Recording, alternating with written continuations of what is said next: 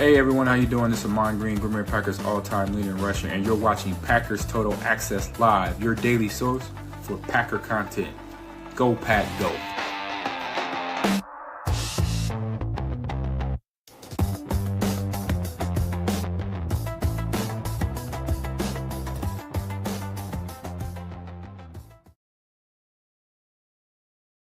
What's up, guys? Welcome into Packers Total Access. My name is Clayton. You can check us out on packernet.com. Find me on Twitter at Packers_access. Man, oh man, it is Packers Bears week, the third edition here in 2025/2026, as we've got an awesome playoff matchup coming up this week in the Windy City as the Packers travel down to Chicago Saturday night to try to beat the Bears on their home field, a much healthier Chicago Bears team than a banged-up Green Bay Packers team. But nonetheless, tempers are flaring a little bit. It's exciting to kind of watch this new rekindling, if you will, of the Packers-Bears rivalry. Once again, Ben Johnson has opened that mouth. His quirky little awkward ass has opened that mouth. We're going to talk about his recent comments that were made that many people, including myself, believe were shots at Matt LaFleur. So we'll dive into all that. We'll also talk about the last two matchups, what happened in those games, how did everything unfold, and kind of look at the rivalry as a whole. Before we get into it, if you would, do that YouTube stuff, hit like, hit subscribe. If this is your first time tuning in to PTA, welcome. Thank you for making us a part of your day. We're not experts. We're not insiders. We're not media members. We're fans just like you, talking Packers on a daily basis. So if you're looking for that type of content, make sure you hit like, subscribe, click the bell icon so you know when we go live. Probably going live again here in a couple of hours when the first injury report drops. Any news that comes out of any kind of press conferences, anything like that, they're in Green Bay and Chicago as well. Appreciate everybody jumping in there. I see the chat's already on fire. Let's dive into it. This latest installment of Ben Johnson is talking out his rear end again. So just put a little Patreon, article together, I guess you could say. You guys can check it over at patreon.com/Packer Fan Total Access. It's the best way to support what we do here at PTA and also keep you up to date with any content we got going out. Let's start off. Let's just go back to the beginning. All right. When Ben Johnson was hired as the Chicago Bears head coach, right? He had a really, really awkward press conference right before this comment. Obviously, he made a statement. He said that just completely build up, Dan Campbell. We talked about Dan Campbell and Kevin O'Connell being great coaches. And then right after that, this is what he had to say about Matt LaFleur. And to be quite frank with you, I kind of enjoyed beating Matt LaFleur twice a year. The awkwardness there, right? It was so awkward. You could tell that the media that was in that room was like, are you going to say anything else? This is you guys know what I'm talking about. Every group of friends has that one dude that just says stuff right in the middle. Everybody's kind of cutting up, having a good time. It's a great evening, blah, blah, blah. You may be out having drinks. You may be hanging out for New Year's, something like that. Someone makes an awkward comment that he thinks is funny. He thinks he's smarter than everybody else in the room. And everybody just kind of goes, you can feel your face getting red for him, right? That's exactly what that moment was. And then a little later, right, in the year, as we started off the season, the Bears come out kind of struggling, right? The offense was really, really sputtering. And Ben Johnson had a little exchange with a press conference or a media member at a press conference. This is what was said there. That's what he does. How demoralizing is this loss, considering you were coming How demoralizing is this loss? back? You left for Chicago. I mean, They even did this stuff at all. It's not demoralizing at all. We got to play better. Simple as that. All right, so just kind of kept it simple, right? It's not demoralizing at all, right? Just like completely shunned it. Now, if we go back to the NFL draft in Green Bay, Wisconsin, Matt LaFleur had an opportunity to fire back at Ben Johnson. I love this response from Coach LaFleur. This was on the McAfee show, so the audio is courtesy of them. So I'm just going to kind of throw a screen grab up here. He's a grown-ass man now. And that's not the one. Screen grab here of Matt LaFleur. All right. So here is what Matt LaFleur had to say at the NFL draft when he was asked about Ben Johnson. I absolutely love this response right here. yeah, we got a great division. You can't discredit what the teams have done. And I think So giving a little bit of credit to the rest of the division, right? Chicago's done a nice job of adding to their roster, and you get a good football coach, as he said himself, in Ben Johnson. Whoa. So But no, I do respect Ben. You can't. He's one of the best play callers in the game. I like shit talking there. I like that rivalry still exists. All right, so there you go. His response obviously was, "Yeah, man, they got a great head coach. You don't believe it? Just go ask him." Right? I mean, he said it himself. Reminded me of the old Jerry Kramer and Alex Karras. If you guys know, way back in the day, that old rivalry there between the Packers and the Lions back then. But nonetheless, you get a little bit further into the season. Now let's fast forward back into the season. Here was Ben Johnson getting snippy with a sideline reporter. Really, what bothered me about this interview, and it's only 6 seconds of the clip, it started off awkward, and then you see Ben Johnson kind of notice how he leans in towards her and tries to bully her here, right? And this is just it's really telling of the person that Ben Johnson is, in my opinion. Notice how, first of all, in the first part of the interview, she's kind of leaned in, smiling, and by the end of it, she's going, "Okay, this is awkward." Right. And here was his response. She asked, about what you had to do to get the offense going, right, coming out of halftime. The second half. So you need to change what you're doing. Now watch right here. I don't know. You think so? We're going to be just fine. Thanks. So you can see how awkward it got. And again, look how he's leaning in toward her, tried to mean mug her, right? And stared her down as they walked off. And she's just like, "Get me the hell away from this weirdo," right? Again, there's just something about Ben Johnson that just screams little man syndrome, right? It's obvious Matt LaFleur is pretty comfortable in his own skin, right? He gets made fun of all the time because he's too soft. You got Ben Johnson out here taking his shirt off in the locker room, trying to act like a tough guy. That whole thing, to me, the media blew that up like it was just something great. And I'm going, when was the last time a great head coach took his shirt off in the locker room and danced around the locker room, flexed around the locker room with the guys? When did that happen? I don't remember Belichick doing it.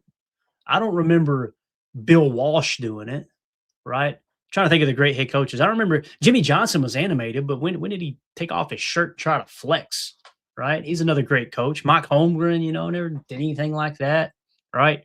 Sean Payton is as animated as anyone, as high-strung as anyone. Couldn't see him doing that, right? It's just really, really weird energy from Ben Johnson. Now, here was the IC handshake at the end of the game. The first matchup between Matt LaFleur and Ben Johnson. Ben Johnson obviously coming into this game saying, "Man, it's been really nice beating Matt LaFleur twice a year," right? Kind of throwing that out there. Here was the IC handshake at midfield. I love how Matt just gave him the old, "Yeah, get the hell out of here, buddy." Didn't even hardly make eye contact. Ben's kind of, yeah, that's how you do it. That's how you handle it. Again, Matt LaFleur, how did he handle the whole process leading up to this? Was, "Yeah, man, they got a great head coach. You don't believe it? Go ask him. He'll tell you how good he is," right? And then you go out there and you kick their ass on the football field, come to midfield for the handshake, as brief as possible, give them the old Olay slap on the back, "Get the hell out of here, kid." There you go. Take that L home with you. Love it. Absolutely love the way Matt LaFleur handled that handshake. Now, let's fast forward to the news of the day, if you will. It kind of broke yesterday. So you guys know this past week, and we cover it pretty extensively, as the Bears were trying to play for the number 2 seed. They're going out there trying to win the ball. They have every reason to try to win that ball game on Sunday, right? If you guys remember. So with him going out there and coaching his team to win that ball game, obviously they end up losing by, 3 points, right? They end up dropping that season finale to the Detroit Lions, who, by the way, were extremely banged up in that game. I think we would all agree. You're talking about a secondary that was completely depleted for the Detroit Lions. So he goes out there. Matt LaFleur sits his starters, right? Matt LaFleur makes the decision. We talked about this leading up, really with 3 weeks left in the season. Like, boys, at some point, we've got to try to get healthy if we lock in a playoff spot. And I got a lot of pushback on this show. And listen, everybody's entitled to their own opinion. I'm not saying I'm right and anybody else is wrong, but I'm looking at it like, what's the bigger goal here? To try to win the North and completely take your roster, deplete your roster going into the playoffs, or maybe go, you know what? Let's lock in that 7 seed and let's try to rest some players and try to get healthy for the playoffs. So we have a legit shot to go after the number 1 goal, the ultimate goal every single year when the NFL season kicks off, really when training camp kicks off. And you can say it goes back to free agency and the draft and this is what we had in mind, was getting yourself in the dance and having an opportunity to win the Super Bowl. So he sits his starters, he sits the guys that are banged up to get healthy for the playoffs. We didn't know if we were playing the Bears yet or not, right? So the Bears go out there. and they're trying to beat an absolutely depleted Detroit Lions team, which, by the way, we swept the Lions. The Lions just swept the Bears. And then you've got, us sitting our starters, right? So the Lions go out there, kick their ass, and this is what's on Ben Johnson's mind. Keep in mind, your team is on a 2-game losing streak, playing your starters, right? All year long, as I've shown you in 4, 5, 6 different clips, he's ran his mouth all year long. He's gotten snippy with the press. He got snippy with the sideline reporter, tried to bully her, took a shot at Matt LaFleur before he coached a single game in the NFL as a head coach, and acted like he was the only reason that the Lions were able to beat the Packers last year, which is it's hilarious to me that you were the reason, Ben. You were the secret. You were the magic. You were the reason the Lions dominated the Packers last year, right? But the guy who's still the head coach of the Detroit Lions just kicked your ass twice. I'm sorry, man. The math ain't math in there, right? So he comes off this huge loss, in my opinion, because you're going backwards as the Chicago Bears into the playoffs. You're not creating momentum going into the playoffs. And here you've got the Packers who have tried to get rested up because, again, I think it's still an uphill battle for the Packers to beat the Bears. But you're going in with the best shot you can. You got Josh Jacobs as healthy as he's been all year, right? That's going to be absolutely huge for this Packers offense.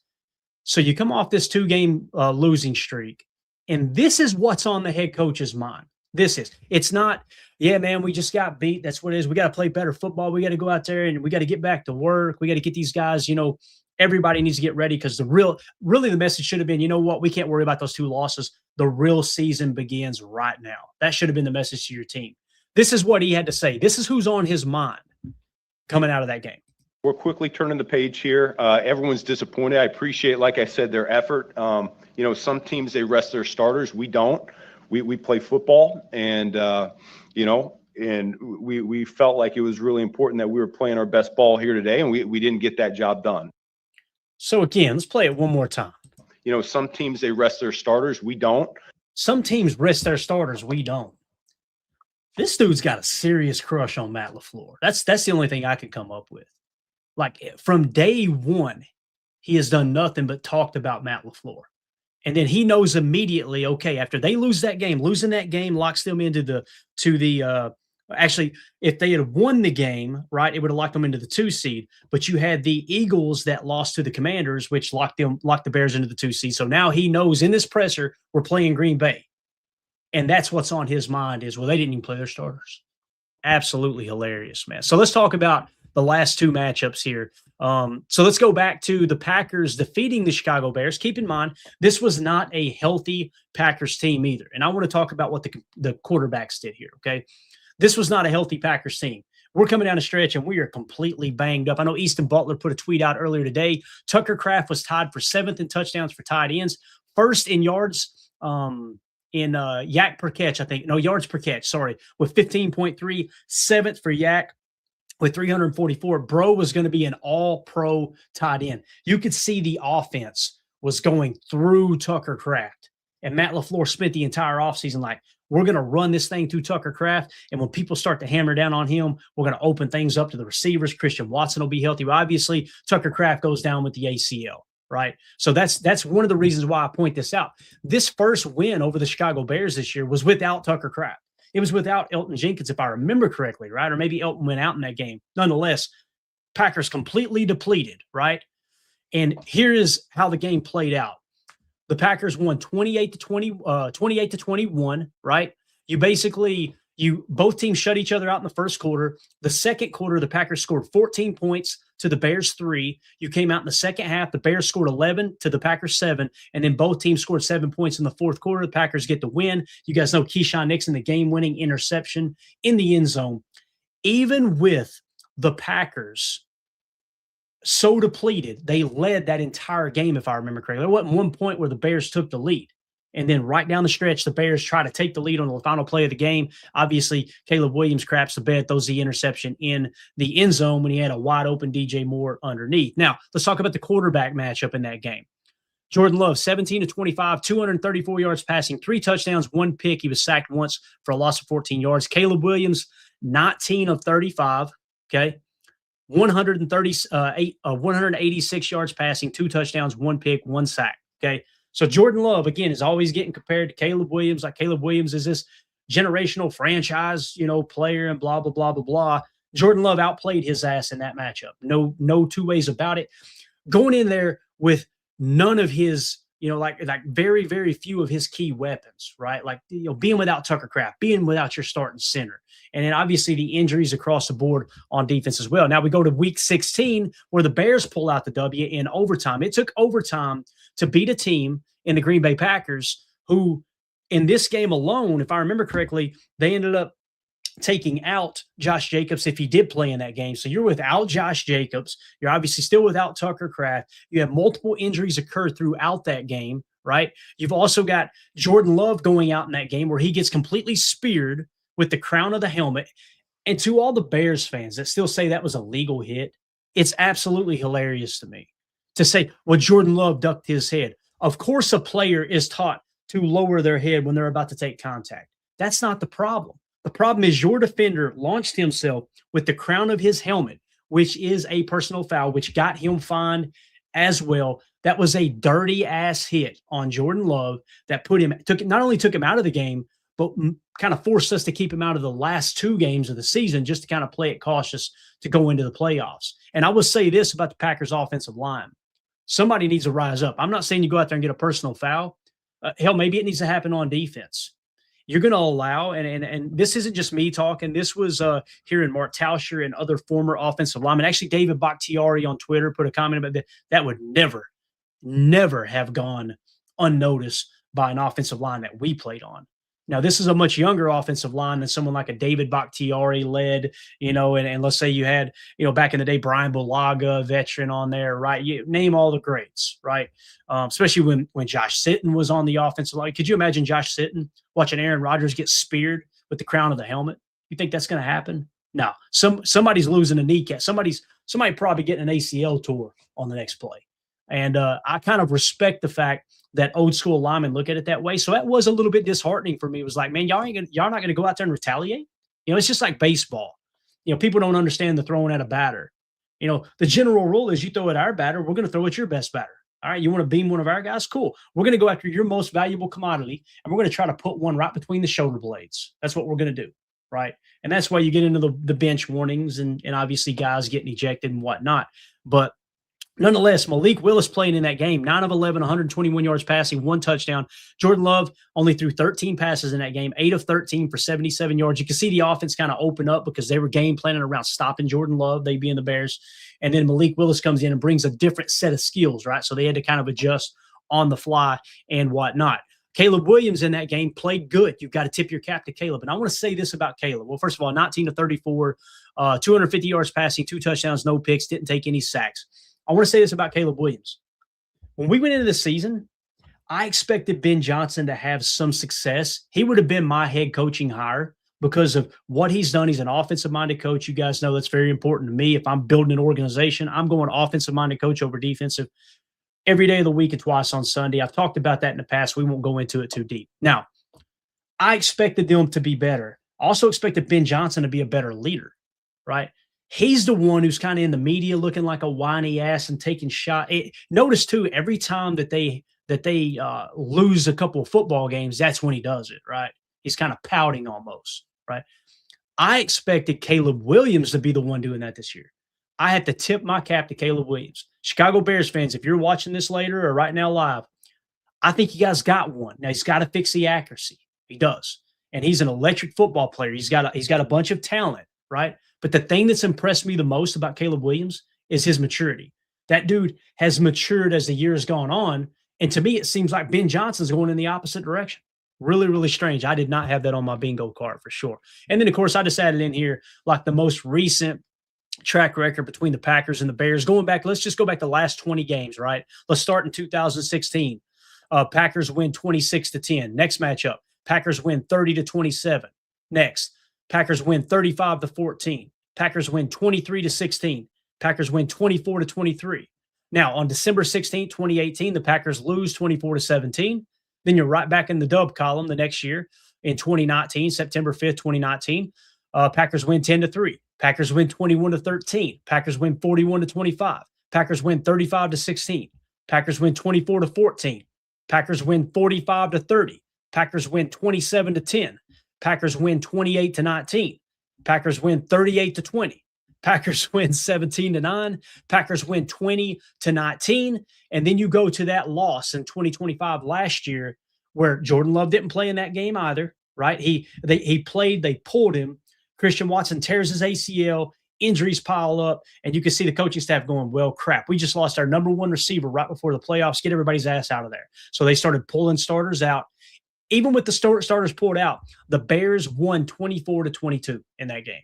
And then, of course, earlier this year, the 28-21 win where Jordan Love outplays Caleb Williams. And, of course, you've got this last loss, which we talked about there. It took overtime for the Bears to beat an absolutely depleted Packers team without their starting quarterback again. Now, what's the point here?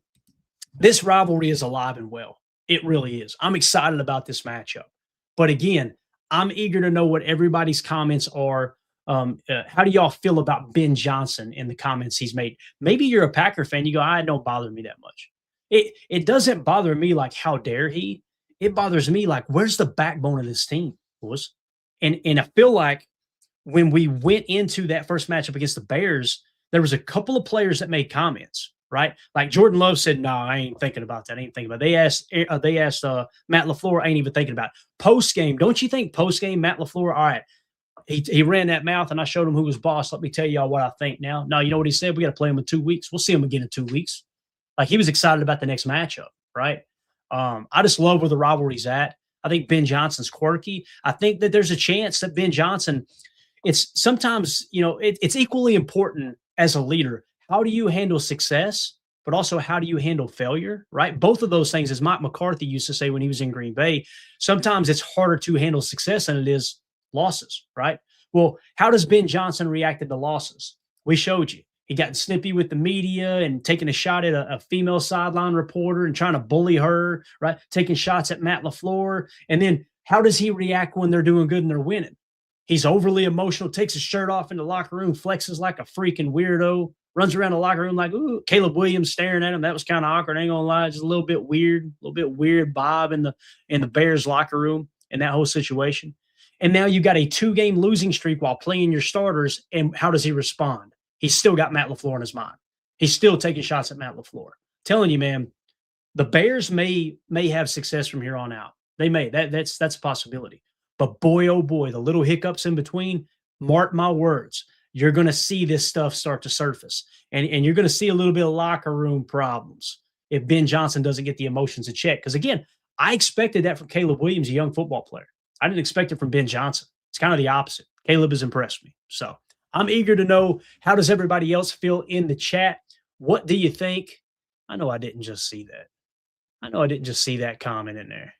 I ain't even going to mention his name. What absolutely wild, man. All right. Anyway, had nothing to do with the Packers. It was some idiot in here being a racist moron. Freaking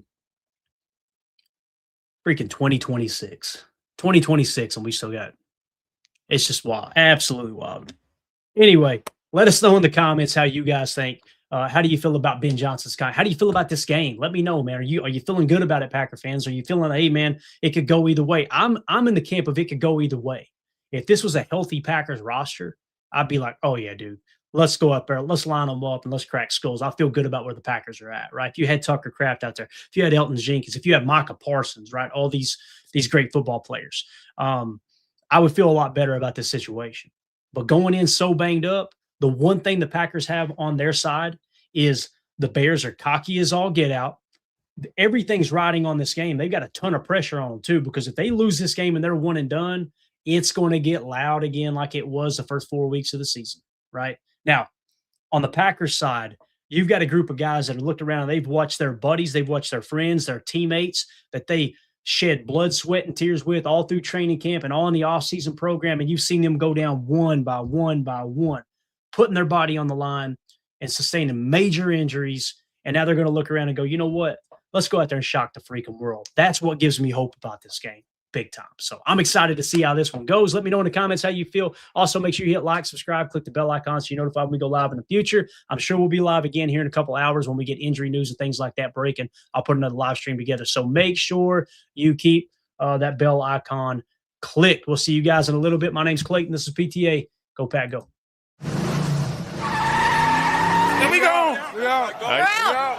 Bye, guys.